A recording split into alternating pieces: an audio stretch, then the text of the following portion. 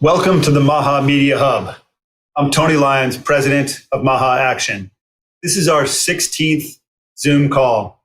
We've had just an incredible group of people come on to share the progress of the MAHA movement in all kinds of areas, including food, drugs, pesticides, vaccines. And I'm so grateful for everyone who's participated, all the people who watch, all the people who've backed us by reposting Media Hub content. And I'm grateful to the activists, to the millions of people out there who've been fighting to protect our children. And I'm really grateful to Donald Trump for establishing the MAHA Commission, for restricting the funding of dangerous gain-of-function research, for lowering drug prices, really critical. Lowering drug prices, just, fundamental to the problem, and withdrawing from the WHO, and for empowering Secretary Kennedy to make us all healthy once again. And I'm also grateful to Secretary Kennedy himself. He's taken on the fight for honesty and transparency, and he's gone up against just incredibly powerful forces of big pharma, big food, big ag, this incredible system with all their lobbyists. And he's winning. He's really winning decisively. Secretary Kennedy has achieved things that we all thought would not have been possible just 1 year ago. And he's clearly just getting started.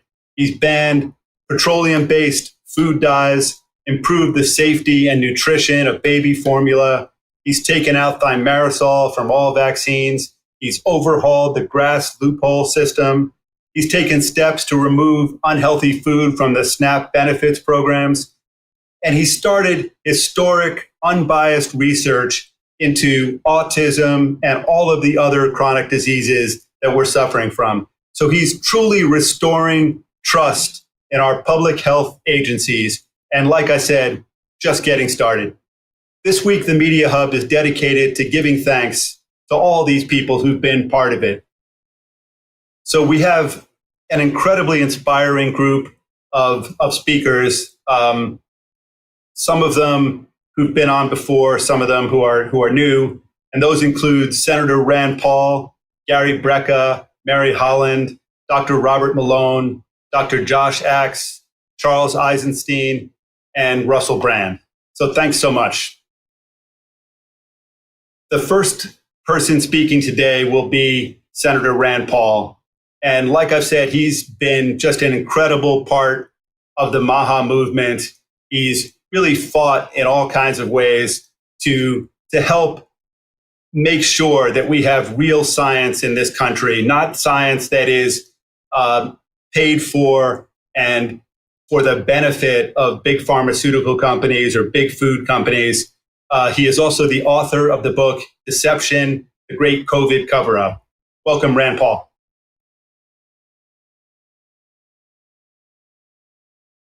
Rand, we can't hear you yet.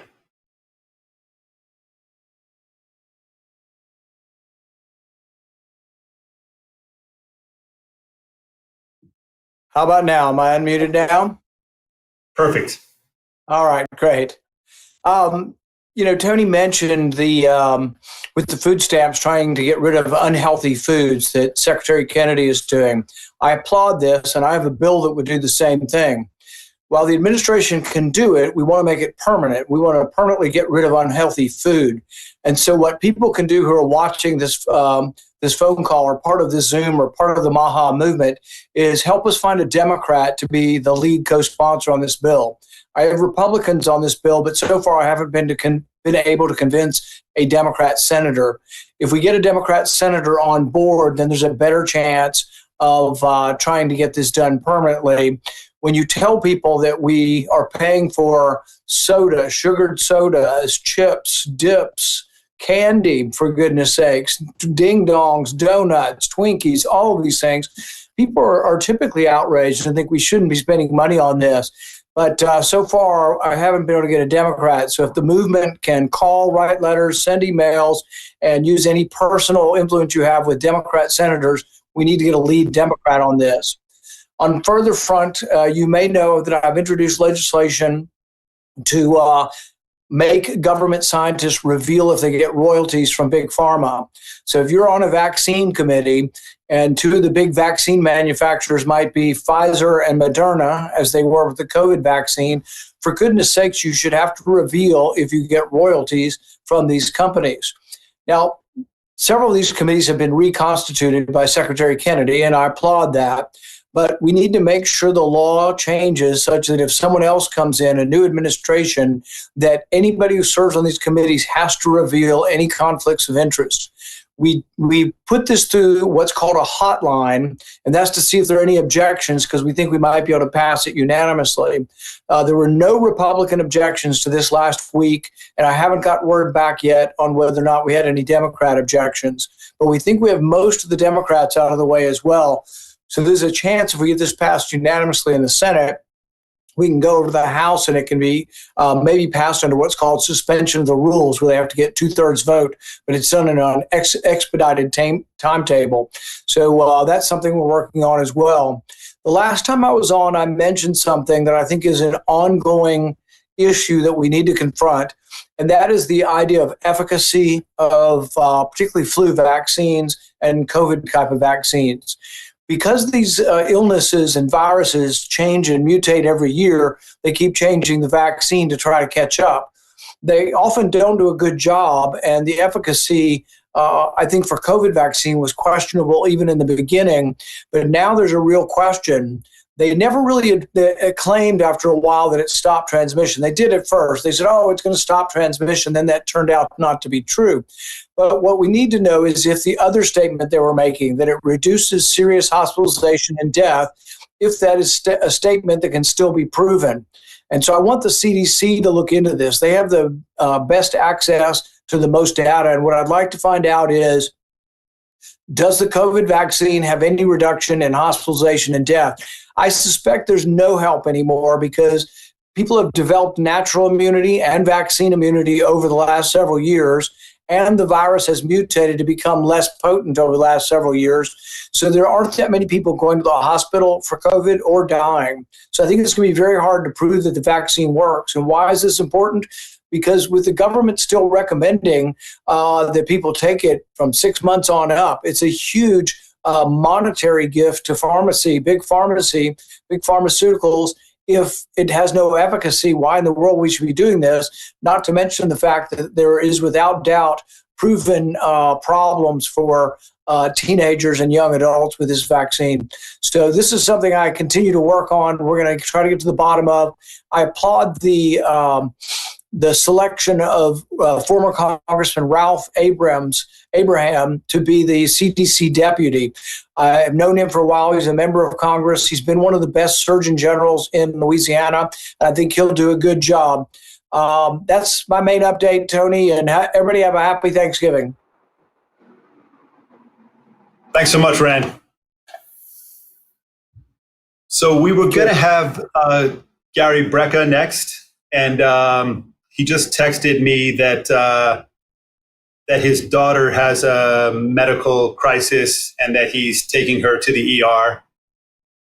Let's see.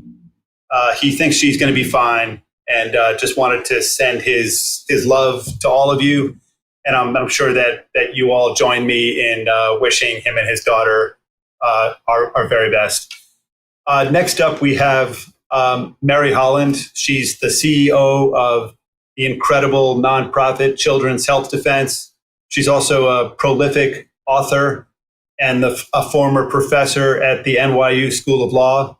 She's been fighting to protect children's health for over 2 decades, and I'm so grateful for all the work that she's done to help all of us. Welcome, Mary Holland. Tony, thank you so much. And I just want to say thank you to you, Tony, and MAHA Action and everybody who's tuned in.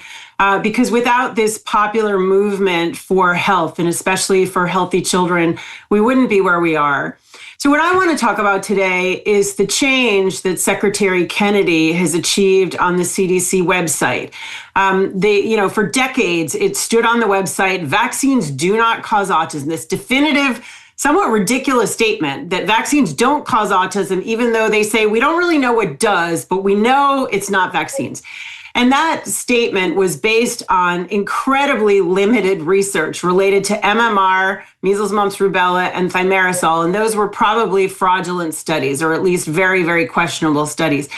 So that statement has been hanging out there for decades. And finally, it's now been challenged. The statement is still up there with an asterisk because Secretary Kennedy promised to Senator Bill Cassidy that it would remain there.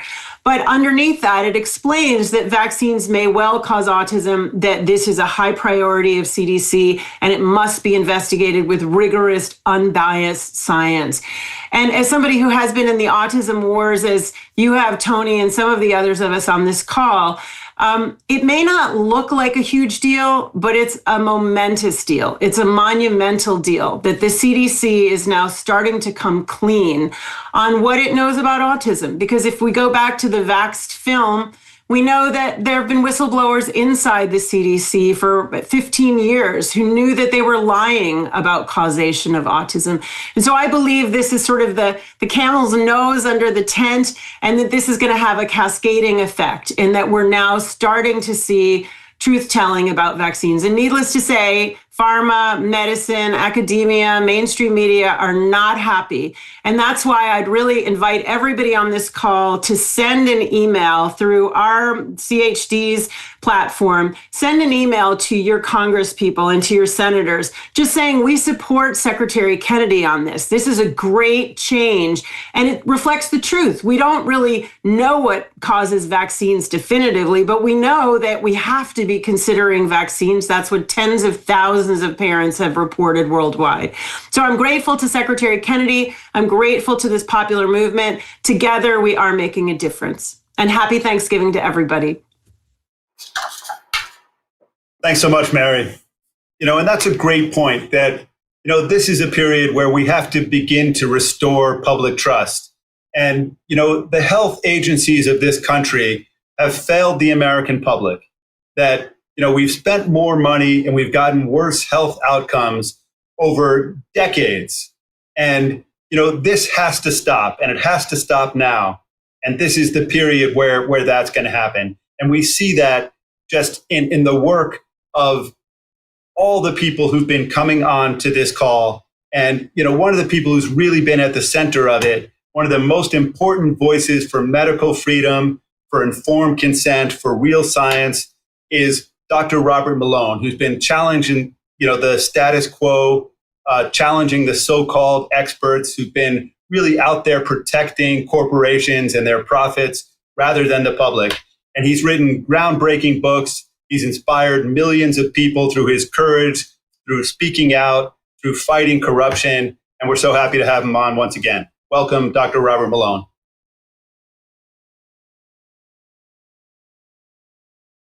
Can't hear you, Robert. I said, yeah, and they don't like it very much, but we continue on, and they are still doing everything they can to gaslight and all that. And you know what? I'm grateful for so many things right now. Today happens to be the 4th anniversary of when I started writing our Substack on the advice of Steve Kirsch, which enabled me to be financially independent and to continue to speak like that. Remember that a lot of folks who have objected to what's been going on have been in financial chains. They've been locked by their employment agreements, by their indebtedness, by their mortgages, in not being able to speak for the possibility for fear of losing their jobs and losing their income and having the whole cascading impact. Now, there's a whole lot of things that I'm grateful for, but among those, I'm very grateful for all that we've done together, the journey that we've taken. In taking a moment to think back 4 years ago, Omicron was just about to hit us, hadn't hit yet, and Joe Biden was just about to give his famous winter of death and despair speech that turned out to be totally erroneous in terms of his positioning. Now, one of the things that I'm also grateful for is the secretary has become a friend. That is a huge source of comfort. And he has, in many ways, acted to counter all the propaganda that's been deployed against me. He's legitimized me. He's opened doors. And because of that, for instance, I was recently appointed professor at Pennington at Louisiana State University. That has a lot to do with Secretary basically allowing me to have a public voice, and in particular, appointing me to the Advisory Committee on Immunization Practices. So quickly, I'd like to give you a couple little heads up. I'm not allowed to talk too much about ACIP, but I'm going to risk the ire of Stephanie Spears in mentioning a couple of things. Number one, folks, there is a public comment period for the ACIP. You have to sign up for it. Our opponents are all over that. And again, they flood the public comment section with all kinds of negativity and hate. Please sign up. Get your voices heard. You know, the MAHA contingent needs to be heard at the ACIP. Now, there's some things that are going to come down. There has been a lot of interest in revisiting the childhood vaccine schedule. You're going to see, and I can speak to this because it's on the agenda, you're going to see that is taken up as an issue in this upcoming meeting next week. You're going to see that there is a very active discussion and some votes about the hepatitis B vaccine. You're going to see that there's presentations comparing the American childhood vaccine schedule with the world's childhood vaccine schedules. And it makes it clear that the US schedule is really not consistent with international norms. So I'm so grateful for all the support that I've had, the support on Substack, the opportunity to participate in your community, all the new friends over the last 4 years. And I wouldn't change a thing. It's been a fantastic journey. I am grateful for the chance to impact public policy and to just be part of the dialogue. And I have no regrets for what we've experienced. But remember, it's just beginning and we have got a long way to go. So thanks given, and thanks to all of you for being here and for supporting the Secretary and this mission that we're all on together with the President and the various chiefs of staff that are taking so much flack, but doing a great job. Over, back to you. Thanks so much, and thanks for everything you've done and are doing. Really grateful for that. Our next guest is Dr. Josh Axe. He is a doctor of chiropractic medicine and natural medicine. He's a clinical nutritionist and a best-selling author of books including the incredible book Eat Dirt, and then a book called Ancient Remedies, and most recently, The Biblio Diet. He founded Drax.com, one of the world's most visited natural health websites focusing on using food as medicine. And his path to natural medicine was inspired by his mother's breast cancer diagnosis, which came when he was just a teenager. So thanks so much, Josh, and welcome. Thanks, Tony, for having me. It's an honor to be here. One, I'll just say I'm so grateful for so many leaders the past 5 years that stood up to everything from the COVID lockdowns to, now looking at some of these changes we're having in the vaccine schedule. I know that there are so many doctors and leaders that put their license on the line. I know Dr. Robert Malone here. I know Peter McCullough. I know Robert F. Kennedy Jr. and so many others literally risked their entire careers, their reputations.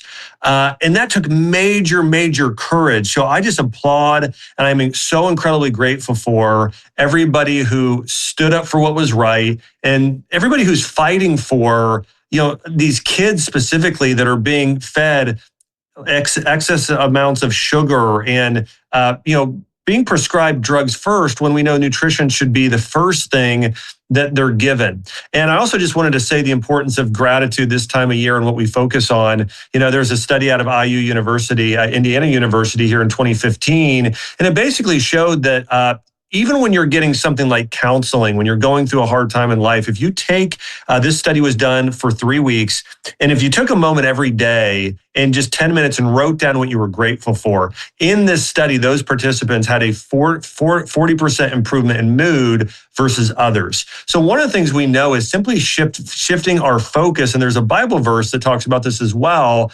where the Apostle Paul says, listen, whatever is good, whatever is right, whatever is beautiful, focus on these things. And so I would just encourage everybody to do this season here in Thanksgiving and Christmas. Focus on the good, focus on the beautiful, follow those accounts. It's really easy to get caught up in the negativity and caught up with a lot of the people, like a lot of the trolls online, where I would just say, continue to focus on and push out there these things that are beautiful and good, and focus on getting the truth out there and really developing a mindset around hope, positivity. You know, one of the biggest things that I really focus on in having both a virtual practice and an in-person clinic is helping people have hope. You know, I think one of the greatest tragedies in all of mainstream medicine today is that hope is typically taken from people. You know, I remember when my mom got her cancer diagnosis when I was younger, and the doctors told her she had a 40% chance to live.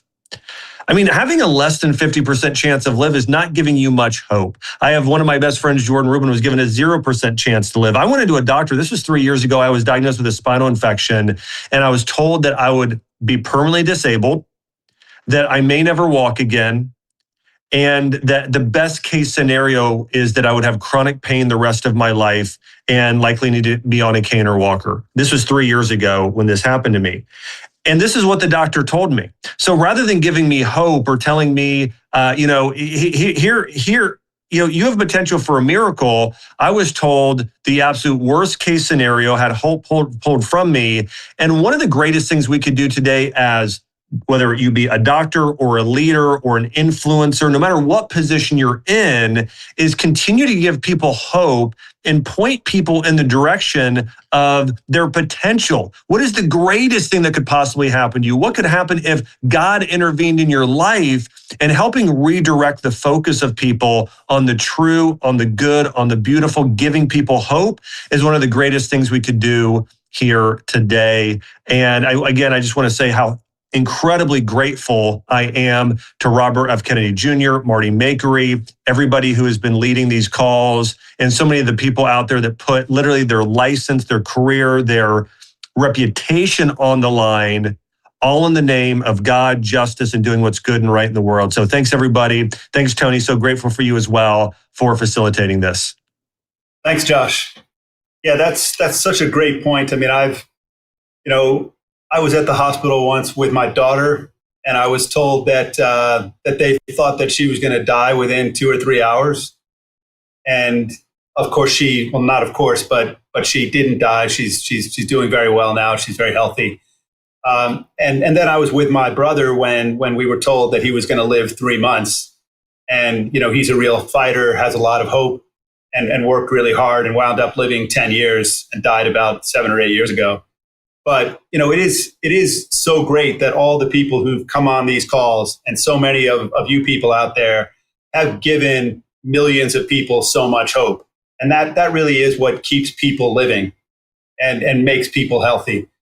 Our next guest is Charles Eisenstein. He's an author, a speaker, a philosopher. He's known for his books on economics, civilization, cultural transformation, including books like Sacred Economics and The Coronation. His work focuses on themes of consciousness, money, environmentalism, and human cultural change. So grateful to him for all the work that he's done, and welcome.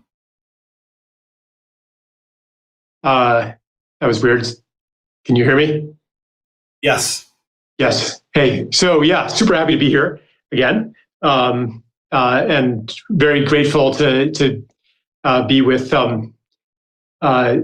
you, Tony, and all of these amazing people. It's Thanksgiving, so of course we're all thinking about gratitude. And I had some thoughts just to share with you all on this general theme. Not going to really talk too much about politics or anything like that. but it's simply the undeniable truth that everything in our lives is actually a gift, because we did not earn our birth. We did not earn the sun. We did not earn the ability of plants to grow. We did not earn even the things that we gained through our hard work and our creativity. Like, did you earn the ability to work hard? That was given to you also.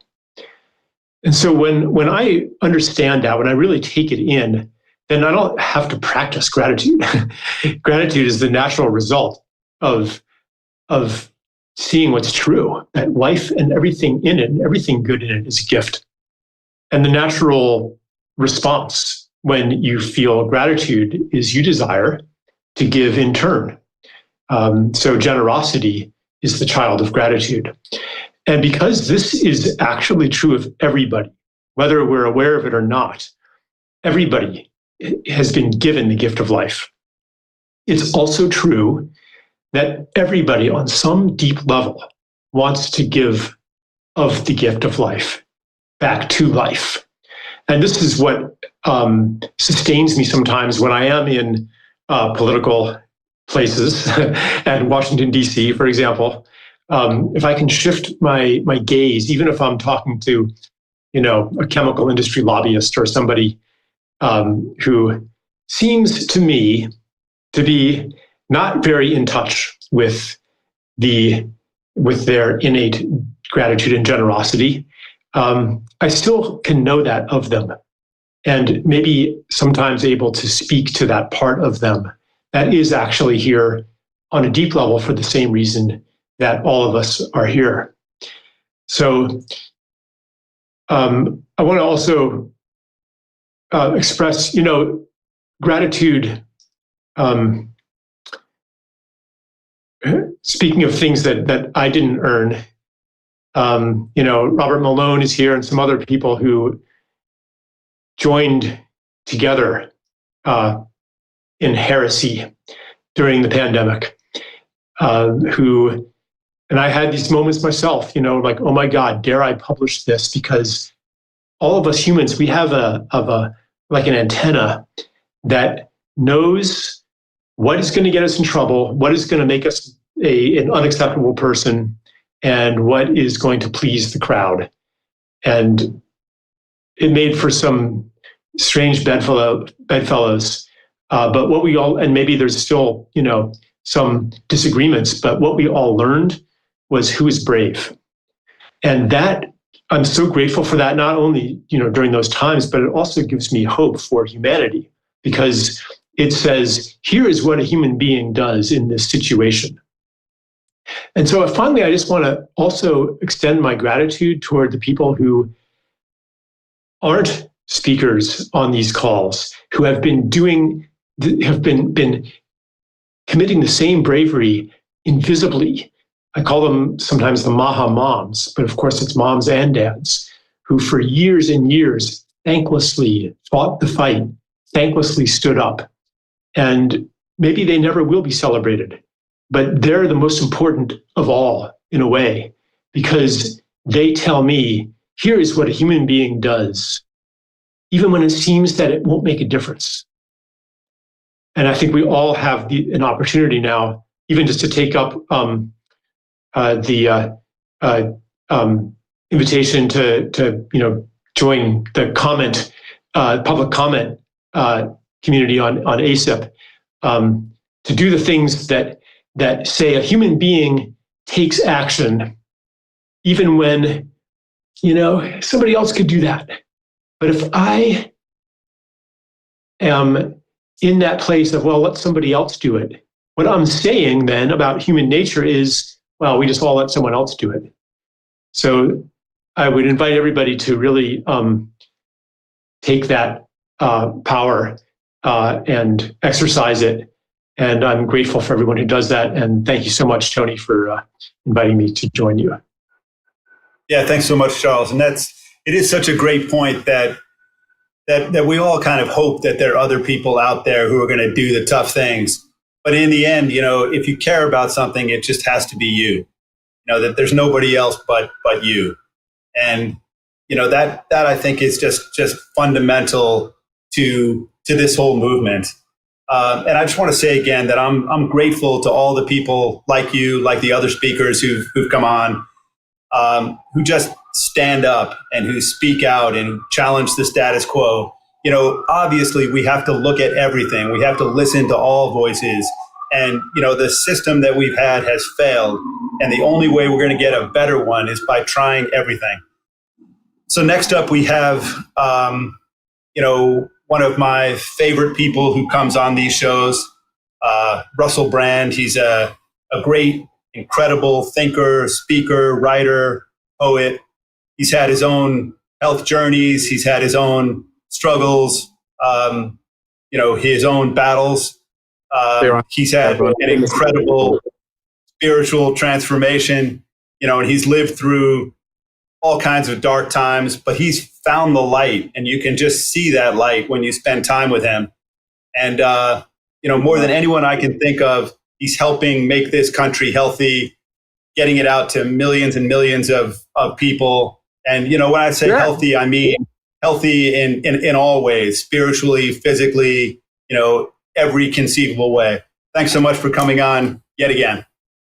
Tony, thank you so much for that introduction. I played it so that my friends could hear it because they disagreed with almost every compliment you were giving me. But I appreciate all of it.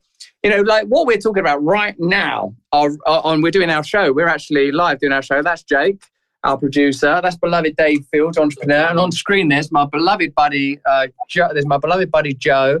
And Massey, who works with us, who is also most beloved. And we were talking about like these new franchises. I wonder if you've heard about them, Tony. It was right up Charles Eisenstein's Straza, because, in his excellent and epochal book, Sacred Economics, he, at least this is my interpretation of Charles's book, tried to recognize that money and monetary exchange could have a sacred component. Now, the great Mahatma Gandhi said, after they booted out the colonial imperialist force that dominated India, I can't remember, I think it was the French, he said, India is a country of 70,000 villages. Each one of those villages should be fully autonomous, trading only where necessary. There's no point kicking out the British and then replacing the systems that they gave us, the corrupt systems. And with this franchise model where people are buying up farmland, teaching people how to farm their own land, fulfill their own food needs, to generate their own energy, I believe we have an alternative to what seems to me to be an increasingly fractured and chaotic space. And I believe in a kind of mass secession. But all of us should begin our own communities, should recognize that we've become lost in false idolatry, that we're worshipping, the worship of food leads you to sort of diabolical and demonic foods. The worship of culture leads you to a diabolical and demonic culture. Even technology that could be a wonderful tool, if correctly utilized, ends up with endless deception, concern, and doubt if it's not guided by divine principles. So I just wonder what all of you on this MAHA call, whom I approach today in the spirit of gratitude as a foreigner in your land, at this time of celebration of gratitude, to say that the American experiment can't be finished yet. The great constitutional endowments, the political achievements of your nation have to be continually revised. Now, it's quite clear that an aspect of that is that you need great leadership and you need great men like Secretary Kennedy. Of course you do. But it's plain too that this, as well as the Canadian philosopher and cultural critic Marshall McLuhan said, the medium is the message. And the medium he was talking about then was centralized media, mass centralized media owned by several individuals or a small number of individuals. And if you have centralized media, whether it's print or broadcast, what you'll end up with is a homogenized message that utilizes the consciousness of the population and corrals their energy and attention and directs them towards the agenda of the elites. But what we have now, literally in our hands right now, are decentralized technology, decentralized messages. The great battle, I believe, of our time is to see who will win this battle. Will the people that tell us that there's too much misinformation and malinformation online win and be able to, through censorship, once again centralize information? Or will we win? The people that believe that human beings should eat human food.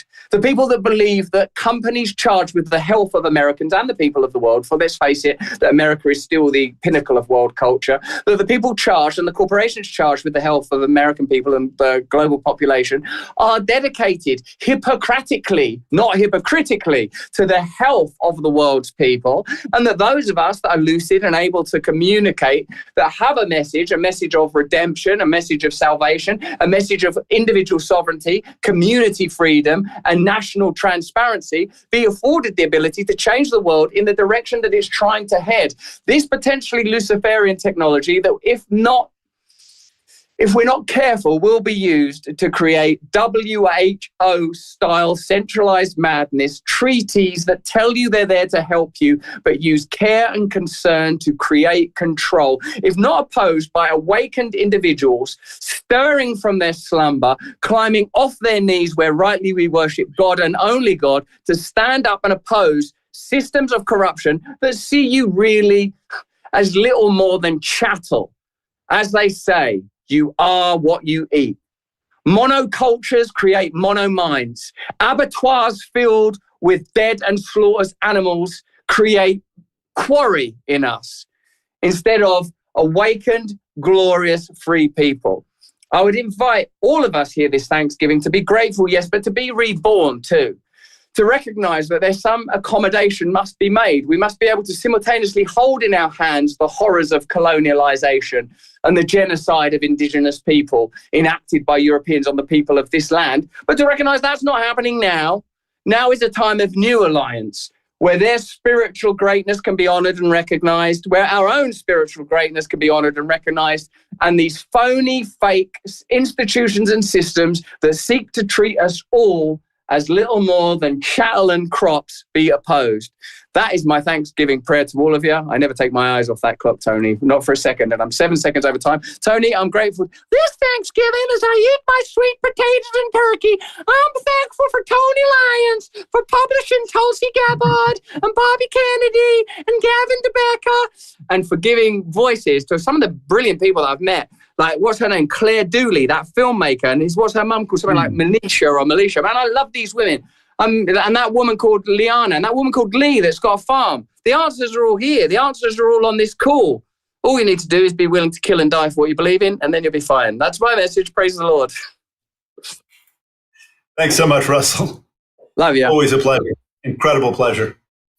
Yeah, I mean, it's a great point, too, that we don't want to substitute one kind of settled science for another kind of settled science. You know, we want maximum openness to ideas, we want radical transparency. We need real science. And I'm grateful for all the people, all of you out there and all the people who've come on this call, Rand, Gary, Mary, Robert, Josh, Charles, Russell, all of the people who are out there fighting, really fighting for our right to disagree. That's what science is. We can disagree. We can have our own way of looking at things. We can read the science. We can, check every source we can possibly find. That's what our right is. And that's what we're fighting for. So thank you so much for all of you, for all that you've done. Thanks for joining us for this special Thanksgiving call. And, as always, you're going to get a follow-up email with calls to action. Please sign up for the MAHA report on Substack to get, incredible stories, up-to-date stories day after day. And most importantly, have a great holiday, eat healthy food, spend great quality time with your family, rest, recharge, because this battle, we're winning it, but it's not over.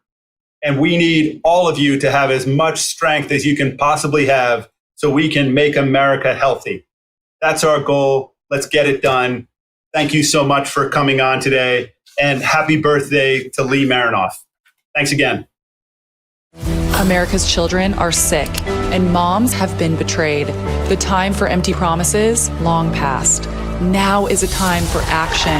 MAHA is the most powerful force of collective action in generations. The grassroots power of moms and activists has created an army of health warriors with more reach than all mainstream media combined. Together, we can end the chronic disease epidemic. MAHA's influence is reaching millions. It's reaching Congress. And that energy, these chain reactions, are working. How about Operation Stork Speed? Dozens of food companies removing toxic ingredients. I plan to lead by example. MAHA is now. We're talking about how to change the culture. The American people want America healthy again. There's a renaissance moment in health in America. For health, freedom, and the truth. Join us at MAHA Action.